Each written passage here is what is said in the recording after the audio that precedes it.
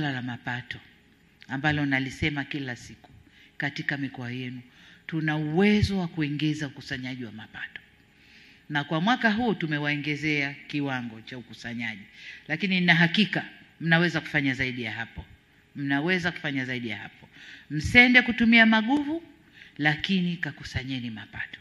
Hakikisheni mifumo iliyowekwa inafanya kazi vizuri, fedha inapatikana. Nadhani mwenendo wa ulimwengu mnauona. Akitoka kuchokozana huyu, anaingia kuchokozana huyu. Akitoka huyu, anaingia huyu. Huko mbele hatujui kinachokuja. Kama kutapanda bei za bidhaa, kutapanda mafuta, kutafanyaje, wengine wanajivuta katika misaada. Kwa hiyo la maana hapa ni kukusanya ndani kwetu. TRA inafanya vizuri, nataka mikoa ikafanye vizuri. Simamieni halmashauri zikusanye mapato vizuri.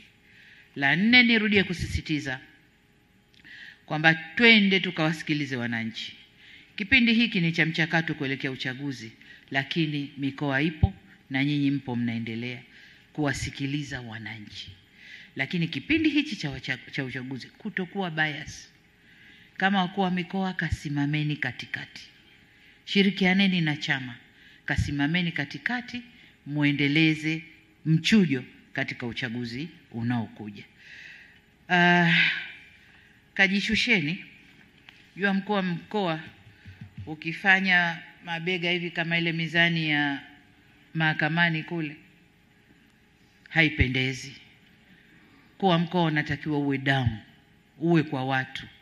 Ukiwa kwa watu wewe, wakuu wa wilaya watakuwa kwa watu, wakikuoneni nyinyi. Mna dhamana kubwa kuwasimamia wakuu wa wilaya, halmashauri. Nendeni kafanyeni kazi.